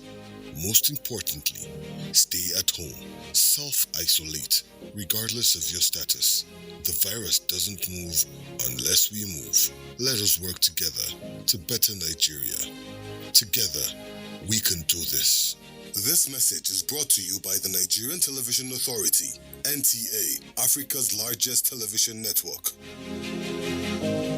Nigerians, coronavirus is dangerous. It can kill. When you see this sign, high fever, cough, shortness of breath, drowsiness, pneumonia, don't panic, don't hide, don't embark in self-medication. Promptly visit the nearest medical facility. Report all cases to the nearest hospital. Prevention is key. Avoid contact with infected persons. Avoid crowded areas as much as possible. Wash your hands regularly. Use hand sanitizers. Your life is precious. Stay alive. Live long, live right. This message is sponsored by the Federal Ministry of Information and Culture and the Nigerian Film Corporation. Nigerian Film Corporation, powering possibility. strong immune system increases the chances of victims surviving COVID-19. A corruption-free society creates opportunities for citizens to thrive and prosper. Build your immunity. Stop corruption now. Report all acts of corruption to ICPC on this toll-free number 0800 22554272. This message is brought to you by ICPC and NTA. Nigerians, let us take responsibility. Stay healthy, stay safe, and curb the spread of the virus. Take responsibility. The coronavirus spreads from one person to another. Let us avoid crowd gathering of any kind for any reason. Take responsibility. Avoid traveling from one state to another during these lockdown restrictions. Obey all the rules that are put in place. Take responsibility. Stop spreading fake news and unverified reports about the coronavirus. There is no known cure for COVID-19. Take responsibility.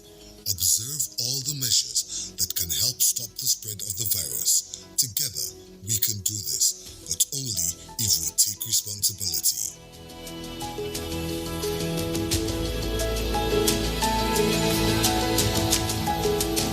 This message is brought to you by the Nigerian Television Authority, NTA, Africa's largest television network. You're welcome back to the program. And now we have to take a look at some of the tweets that we have on this morning. And let's begin by reading out what Festus Kimboyo has for us this morning. He says the level of testing for COVID-19 in states is grossly inadequate, while official guidelines are not heeded by many because public trust in state governments to contain the virus has dropped. The states must allow independent scientists and medical experts lead the fight against the virus. Amobola Humbab's tweets. Now, reports from states lately have continued to give some hope as cases drop. Well, cases are not dropping. That's the numbers that we're seeing from the authorities. But Amobola Humbab's continues. I advise that states in conjunction with the PTF should do more on advocacy and public education. It's important that NOAA services at subnational levels are employed to deliver messages in local dialects. Cecilia Okoroma says, if for whatever reason any governor reports there's no recorded case of COVID-19 in his state, we give him the benefit of doubt, but should they later experience an unimaginable or unmanageable situation, the governor should be held responsible and perhaps made to face the law of the land. Dele Jack Solomon tweets. Now, we implore all Nigerians to strictly follow the NEDC public health advisory and sensitization campaigns on the need to practice social distancing and to encourage personal hygiene, including hand washing with running water. Nandom, we are typical of us. When there is an outbreak, everyone is a suspect. But as soon as we think the storm is over, we forget and begin to be friendly with germs, bacteria, and the virus. By ignoring regular personal hygiene, environmental sanitation, and other precautionary measures, God save us. Mike Ayankwo, now the president telling state governors to collaborate with PTF on COVID-19 is welcome development. Now we need synergy by all organs to fight this disease in our states. Innocent James, we have seen some conflicting figures between states and the NCDC lately, and the rate of recovery is mathematically slow, going by the number of cases we keep recording on a daily basis. Is it that patients are not responding to treatment, or what is going on with treatment? Now, Onyeye Ogoke tweets, I think we should also discuss matters concerning palliatives meant to be distributed to citizens, but nothing was being done, and measures to be taken by the federal government concerning skyrocketing cost of drugs, making it impossible for the masses to purchase such drugs. Chris Simeon, Kogi and Cross River State are COVID-19 free states. Bravo. The number of cases in FCT is dropping every day because the residents adhere to the precautionary measures. Now, Steve Bond says that it's a shame that essential workers, including doctors, are being harassed for being on the road. Meanwhile, it seems that interstate travel ban is a mere joke, as non-essential workers still troop in via trucks and buses. Festus Akimbewa, some state governors are already easing religious gatherings because of Eid. We will lose the fight against COVID-19 if there is no concerted effort and sacrifice on the part of the state government, federal government, and all Nigerians.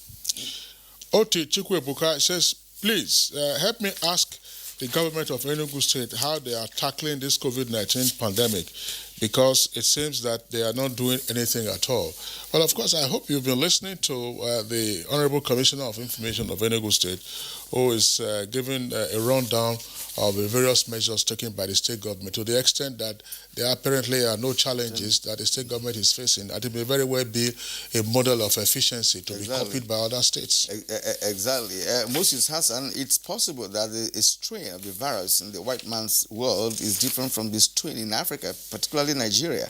If you really want to vaccinate our people, then we should be using our local strain of the virus to make the vaccine, not a foreign strain. This person is talking like a professional.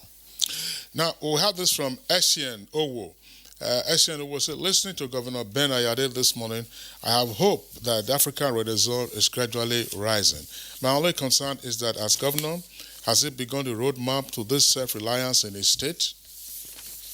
Okay, that would be all. That's right. Yeah, those are the tweets that we want to take now, in the meantime. Let's return to Ekiti State, where we have Margaret Faboyo. Margaret Faboyo, is there any challenge at all that is confronting Ekiti State? You have already reeled out all the strategies and how efficient they are and how effective they have been so far. The state is working so hard. We appreciate that. But is there any form of challenge that you have at the moment, in trying to fine-tune all those strategies that you told us about? Any challenge at all? Yes. There are actually challenges, and I would like to run through that one by one. The first challenge is the health challenge. We have to stop the spread of the pandemic. Can you hear me? Okay. Health and pandemic challenges, that we have to stop the spread of the pandemic and also improve our health facilities. And the second challenge is the enforcement of lockdown measures. This affects the livelihood of people. This period that we had, Nigerians are social people. They want to go out. We are greeting people. We are hugging people. So there's a lockdown. People cannot freely move around. Majority of people earn their living on a daily basis only when they move around. Factories are closed, hotels are closed, schools are closed, and this is chopping the economy and affecting a lot of people. So this is a challenge for us. And another challenge is the security challenge. You all know that people cannot move and they can't earn living, and they are scared about their health. They become anxious, and security threats leading to desperation on the part of the people. Enforcement at the borders by having increased security at the borders in order to prevent any pandemic. The Southwest also institutionalized the Amotekun. So for us in Ekiti State, the challenge of not being able to generate revenue, and the landlords cannot be asking tenants to come and pay at this time. And you find out that even people, when you ask them to come and pay their debt, they will tell you it is after this pandemic that payment can be made. So, prices of things have gone up. In the course of fighting COVID-19, there are some challenges like finances that are constrained in procuring health equipment, paying salaries and retaining staff by private organizations. So COVID-19 is showing where our weaknesses are, and that is why we are addressing the issue as they are identified by procuring the molecular laboratory, not only for COVID, but to strengthen the health system generally, and also securing our borders. We have to ensure the use of face masks. A lot of people are not used to using face masks. So it is when they see you that they will remember, I have to put on my face mask. Then funding for the health sector, not only in Ekiti State, but across board. So, and there are challenges of changes in education. Schools are closed, children are at home, and there are some that haven't set up their online learning facilities. They are just trying to do that now. So it's a lot of challenges around. But I pray and I'm optimistic that we will see the end of this. If we can see the end of the Spanish flu of 1980, I'm confident that definitely this too shall pass. Thank you very much, Margaret, for your optimism. Just one point, because we would also like Dr. Kawo of the FCT to speak to this. You talked earlier about the security challenge, particularly the breaches on the restriction on interstate movement. We have heard reports of a number of states turning back those who were trying to smuggle in people using all kinds of trucks and using all kinds of devices. How much of a headache has this been to Ekiti State in terms of transit vehicles conveying persons in all kinds of awkward places? For us in Ekiti State, we have a procedure. If you want to bring food items, essential food items, you have to write to us ahead, and we will send you a security pass. When we send you a security pass, we will alert the people at the border that we have given approval for so person with so name and details of the vehicle coming into town. So when the person gets to the border, it is easy for them to move around. And I can tell you, if you go around the state, I've gone to Lagos, I've gone to Abuja. Ekiti is one of the states where lockdown measures are being taken so seriously. If you are not having an approval, you can't come into the state. At the borders, people are turned back when they don't have legitimate reason or approval from government to come into the state. So the government is increasing security at the borders, and we are doing a lot to make sure that this lockdown measure is being maintained to a high level. All right, good work there. And back to Enugu, Commissioner Chidiaro, let's also share the challenge that Enugu State has at the moment, because considering the ubiquitous nature of COVID-19, it cannot be Huru now. So what are those challenges that you have that the government also intends to confront? Yeah, thank you, Kirian. I'm happy you've come back to this. I didn't know where this statement of we didn't have any challenge came in.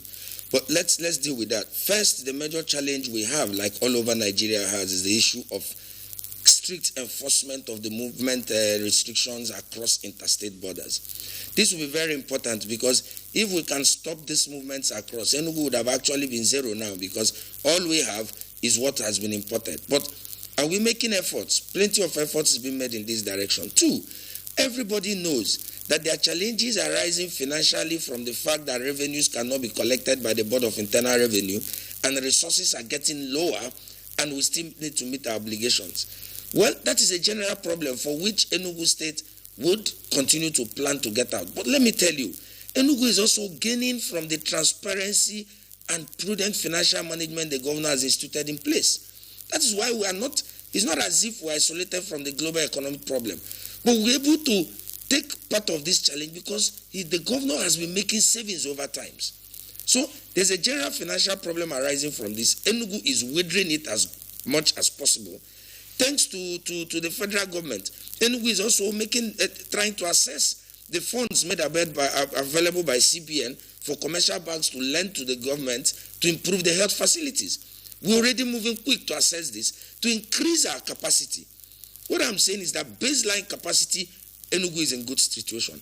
Then finally, of course, we face a general hunger problem in Nigeria and all over the world due to this lockdown. But there's something essential too. I'm proud to be an Enugu man, and I have to say it anywhere, raising my heads high. Part of what Enugu is enjoying now is our investment in agriculture in the past 5 years. So you see, we've called up the Coal City rice. We've been able to monitor and keep down the price of essential goods in the market because we have storage capacity. We have agricultural capacity that we've been building up in 5 years. So we have food in the market. However, in the greatest of it, Enugu will continue to urge all people, not just in Enugu, not just in the southeast, but in the entire Nigeria, to please try as much as possible to maintain these protocols of the NCDC. If we do safe social distancing, if we wash our hands regularly, if we use sanitizers, if we also contact the health the health people anytime there's any danger or any suspicion. I'm sure together Nigeria will come across this, and that's the position of Enugu any day. All right. Thank you very much, Chidi Aro, the Commissioner for Information in Enugu State.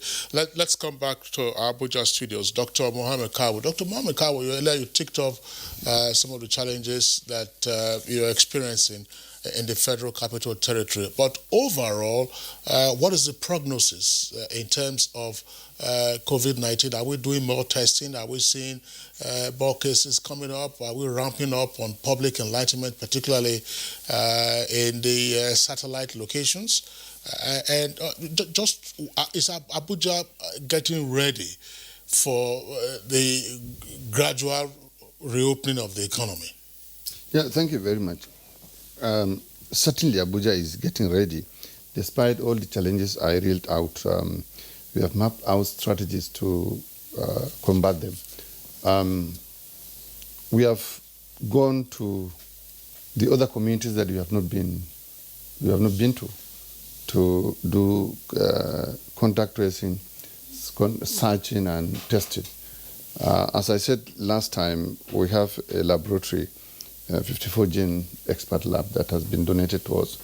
We just had a meeting yesterday with the Minister of State for Health, and our PAMSEX is going to be activated any moment from now to add to the number of cases that we're going to be testing. If you've seen the result from NCDC, where they reeled out the number of patients tested all over the country, after Lagos, Abuja is the second. And so we've tested a lot, we are testing a lot. The other issue is we are working seriously on advocacy and sensitization, because we felt people still need to know so much about this disease and believe in it, so that they take personal responsibility of their situation. Government can only assist you if you come out and need support, then the support will be available. But if you decide to go in and lock yourself with your problems, we can only come and pick you from your house, maybe do postmortem, unfortunately. So we are doing a lot of advocacy, and that is very, very important. And the second most important thing is enforcement of this, the 2 weeks added easing of lockdown. I think it's very important. It has been a challenge in the territory. If you go to the suburbs, sometimes you feel as if there's no advocacy. My minister used to say, while he drives from Gwarimpa to his office, as if there's no lockdown. Okay, Yes. Dr. we are actually running out of time. We'd like to thank you. In Kingsley, indeed, many states are making efforts, really, but the efficacy of the efforts is what is yet to establish, because we're still having rising cases of COVID-19. And we want to thank Margaret Faboyer.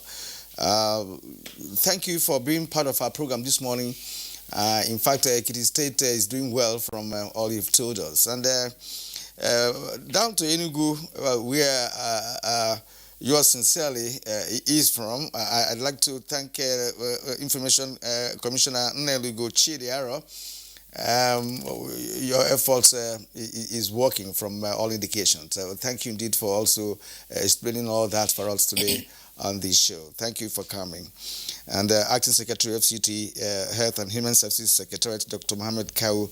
Of course, you're almost one of us here in the studio, because you're always around to tell us about the FCT situation with respect to COVID-19. And I think we... That's right. Dr. Kawu, thank you very much. One point that we didn't have enough time to explore with him, and we hope that will be taken into consideration. How are you dealing with the fluid boundary between the Federal Capital Territory and Nasarawa, particularly Mararaba axis? That's the point that we'll take up, hopefully, at some time in the future. Let's go over down to our sports desk. Super Eagles winger Samuel Chukwueze is thrilled to return to training with his Spanish club Villarreal.